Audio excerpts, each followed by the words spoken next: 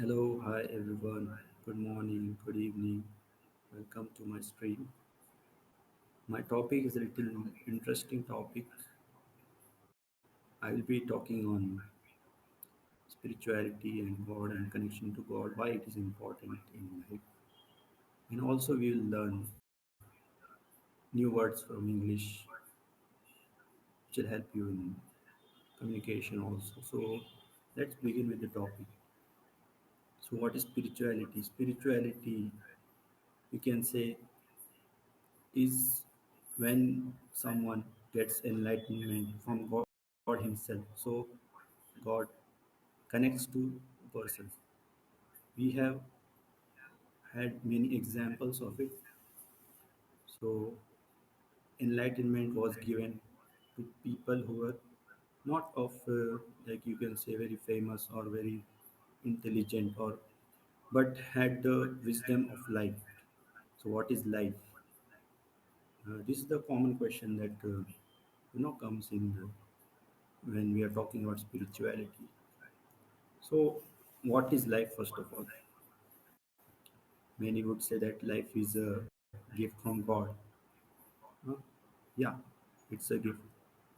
That's why we are thankful to God. But beyond that, there is something else which spirituality says that life, what is life?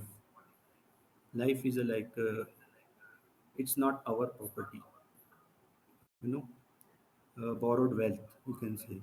In Arabic, there is one word, there is amanat. Yeah. So, to explain it, I will take a longer route for you. See, when any employer or any company which is formed like 50 years or some 100 years ago, what they do first, they hire an employee. So basically, they would like plan for him, right? Give some package for survival because he will be working for that company, right? So imagine when an employer hires an employee, you'll get like a basic salary and HRA or the conveyance allowance, medical allowance, all those. Okay, so imagine the creator of this world, Khalik, means we say creator of all creations, or the Malik or the owner of all the whole universe. Has he not planned for you when he has sent you onto this earth? Yeah, definitely he has planned. So we need to know what is life for that and what is the plan of God. You know, when God sent us, He has planned in the womb, from the womb to the womb. There is a definite plan of God. He has not sent you without a plan. You know, first thing. So, like I said, an employer. I gave an example. God has given many things as a package for us when we were born. So first, He gave us the body and the soul. Okay. So what I said about life, that it is a borrowed wealth. It's not our own property. So it's God has given us. So He's asking us back from it, like the borrowed wealth. When you have like a loan, you repay it in some amount. Okay. So similarly, the body and the soul. If I have life in this finger, I can do any movement. I can do any movement or any. We can talk. We can laugh. All this because we have soul or life. So this is the action that I did is the same in we do in the salat or the namaz. You know, so that is the repayment or the giving back to God in the form of a deed. So this is what is the God's plan, and this is the repayment or the amanat that we are giving back to God. This is the first pillar of Islam. The second thing that God gave us, the food we eat when we were in the womb. God fed us without having the need to earn money or do anything from our own. This is the second benefit or the God is giving to us. The repayment for that is nothing but the what we say fasting in the Ramadan. This is the second pillar. So third thing that God gave us is the wealth, because everyone needs to survive in this world. He needs some property or some place to live or some wealth so that he can spend on his or his own family. So this is what God has given, and there is a definite, like, if we have a basic wealth, and if we are going beyond that, God has said that give charity in the way of God. That is the repayment to God. Give charity to the poor. So that is the third pillar. That is zakah. And fourth benefit that we have got from God. I would like to explain this like a story for you. So when God asked Abraham, his prophet, that you sacrifice the most beloved or most dearest thing to you in life. So what did he ask? The sacrifice of his own child. So this is the fourth benefit God gave us in the form of a offspring, a son, a daughter. So this way, so this is the fourth benefit, and the I told you the story of Abraham. So he sacrificed his own son. So that's why God liked it so much that he explained it in his own book. Said people who are believers will be the ones who will be sacrificing an animal in place of their own child. So this way, Abraham's deed was accepted. So this is the fourth pillar, and the fifth and the foremost is the as a believer in God.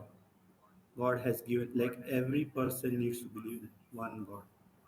That's the base or the foundation of every religion. Yeah. So in Islam also fifth pillar or the base or the foundation is the believing in one God. That is La ilaha illallah. There is no God except Allah. That's the I said about the employer and the employee, how he gives the benefit to the employee. He returns by working for the employer. So he has to sign a contract, an agreement, or an covenant. So basically, whatever I said, believing in one God, it's like a signing of that agreement that you agree that there is one God and He has given you all this, and you agree to obey His orders. That is called the five pillars of Islam that I explained. And why I'm explaining this spirituality in Islam, but every religion has this, right? It's not only in Islam. So these five pillars are like a, you can say, uh, you have healing for the soul. And why I said like that? Because when a doctor gives some prescription, some medicine, he also says refrain from uh, the diet should be a strict diet. So refrain from some foods. So that's why God has also said, for your deeds to be acceptable, your prayers to be acceptable, refrain from the sins. And as human is a spiritual being, but he has also that thing that he will be a sinner. He's not free from that. That's why God has also given repentance. So when Adam repented to God, God gave him his mercy and he was free from his sin. So this is the complete thing about Islam, spirituality, that I wanted to discuss. Apart from that, let me come to some other aspects. If we talk about spirituality, it's not only one religion. So I would also point, like, why I'm talking about Islam only. Yeah, there is a reason. So all religion have the concept. Like I talked about the virtues or the five pillars. Those are the like karmas. In Hinduism also there is a concept that you will be paid back by God whatever deeds you do in this life. The same concept is there. So one more concept that I learned, like through my research, what Hinduism has, it's like salvation to God. What is salvation? They explain it as moksha. Moksha means connecting to God and giving up the desire or the lust that person has. This way he can connect to God with the purity of the heart. This is salvation. This is the same thing in Islam that I explained. So there is a common thing in every religion. Okay. One more thing I wanted to talk that I said about the salvation. Okay. This talks about the lust, the desire that we need to give up. Also, the scholars of the Hindu scholars, Swami Vivekananda, he also explained it in his book. If you read his biography, you will understand the same things about worship of God and salvation is taught in Hinduism. Even Gandhi, the father of nation, father of India, is taught the same thing. He told that nature can satisfy a man's greed, man's need, but not his greed. So giving up the greed or the lust or the desires that human has to attain the oneness of God. So this is the same thing in every religion. Okay. So in Islam to Prophet Muhammad, what he said that every pain and suffering that human has in this life will end with the ultimate suffering of the death. But his desires, his lust, this will not end. For that, even after death, this desire will be there. So for God, for that, God has made afterlife. Life after death is called afterlife. So this I talked in multiple religions, the same concept. Also, I would like to talk about one more concept. In Buddhism, there is one concept. What Gautam Buddha said that when he attained peace or knowledge of God, how he attained that? He had to leave his lust, his desires. His, so this way he attained ultimate peace. The concept of nirvana that he put forward after attaining peace. The same concept. See, in Islam also, Quran teaches the same that peace is eternal, but happiness is only temporary. Don't go for the temporary world. The afterlife is eternal. Go for it. But for that, you need to sacrifice dunya or the life, the desires of the life. The love is eternal. Love to God is eternal. For that, you need to leave your lust. Then you can attain love. Similarly, the Creator who created everything is eternal, but the creation is not.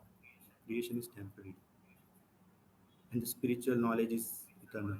The knowledge of this world is temporary. It will not benefit you after this death. But the concept remains the same. What in Buddhism, what is in Hinduism, every religion has the same concept. So the common points I had talked to. So after this, I want to talk something about the uh, some references that I gave you. Uh, so I would like to share some references. Whatever I talked like I started with the concept of five pillars. Uh, why worship and what is the benefit that God has given and how we have to repay in the form of worship. So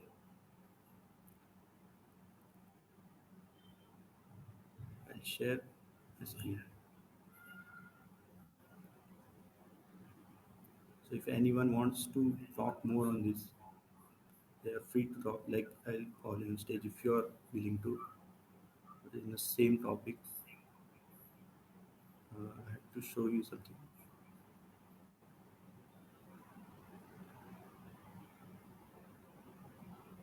Is there any problem in the audio?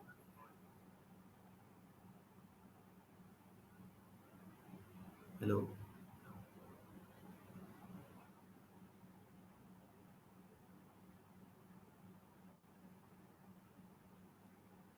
So, whatever I talked, I wanted to share it with you.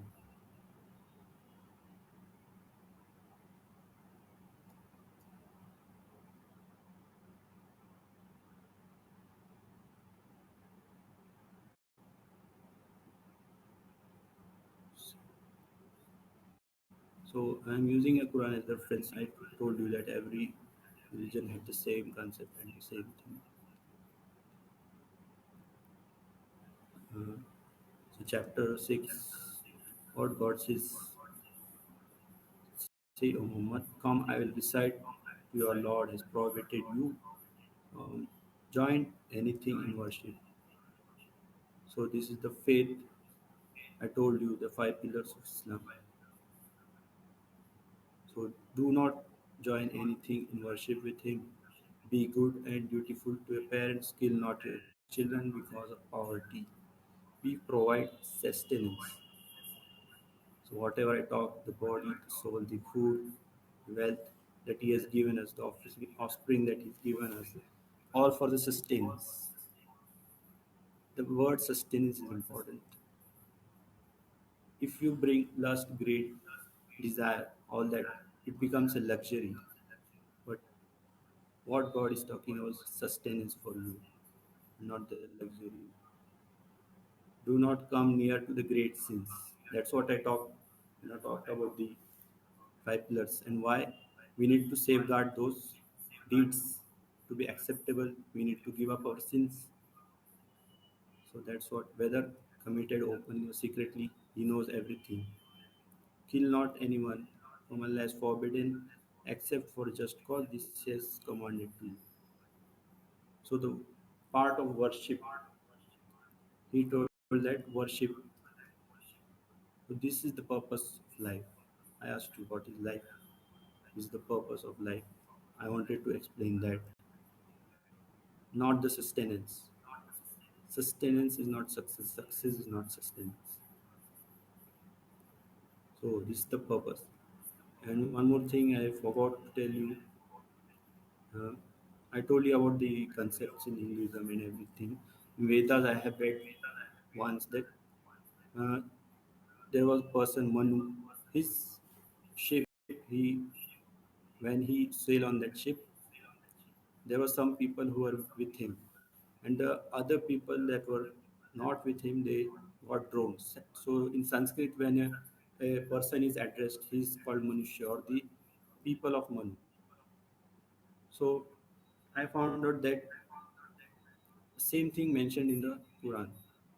You know, the Noah's Ark or the people who disbelieved in him, they all got drowned and everything got extinct at that time. So at that time, I wanted to make a comparison.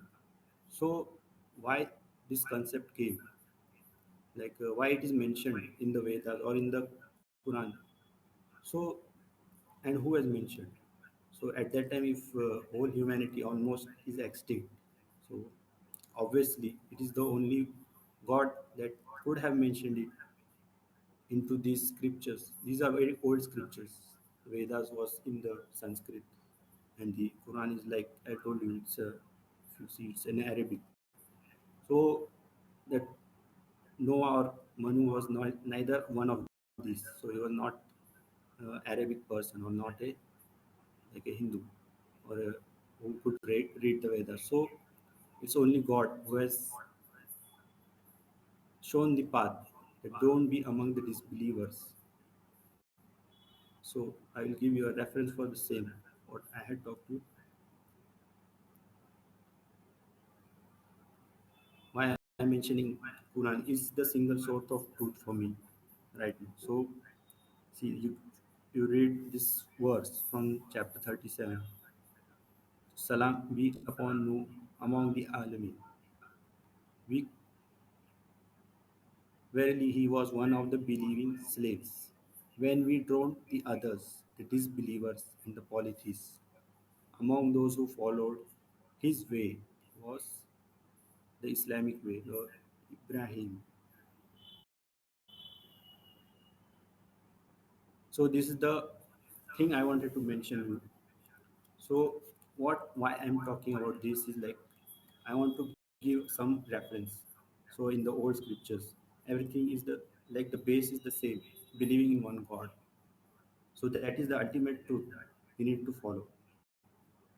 So this is all intellectual talk if you see. But to be frank, this book that I'm taking like reference from, it's based on obedience. So for God, intelligence doesn't matter. For him, only obedience matters. So I'll give you some reference for that also. So when Iblis was, he was into the heaven. So he did not obey God. When he was told to prostrate to Adam, the first person that God created, what he said was that I would not obey because I am made from fire. He told that he is more intelligent than Adam. You know, Adam is made from sand. When you stand on sand, it will go down. It can't come up. So he told, why would I obey on this command? So this way he became the disbeliever. He used his intellect. He did not obey God. So that's why this book is not like user intelligence. The words that I was talking about, I want to show it.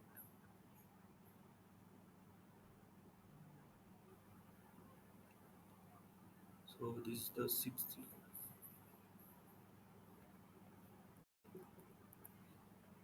I hope everyone is following what I'm saying. They could.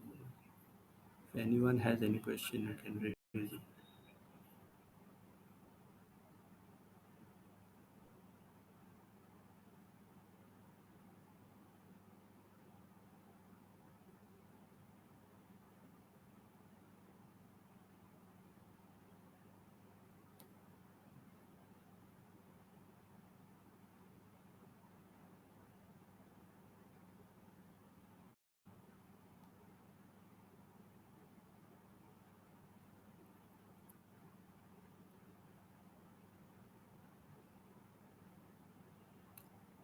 Uh, the verse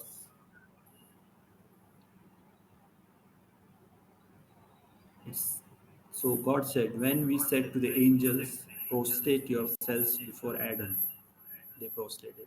So except Iblis, all others prostrated. He refused and he was proud and was one of the disbelievers. So I would end this lecture with the same saying, believe in one God. Don't consider the orders of God as like you need to understand it fully. You need to understand the Quran with a pure heart. It's not the intelligence of the brain, but it's the purity of the heart. With that words, I would like to end this stream. So meet you next stream when I will be opening. You will have notification if you follow me. So please do follow. Or I have a lot of interesting topics I can discuss with you. If you are interested, you can come on stage. You can give your thoughts on it. So there is no restriction. So from my side. So uh, this is it from my side today. So thank you very much for joining.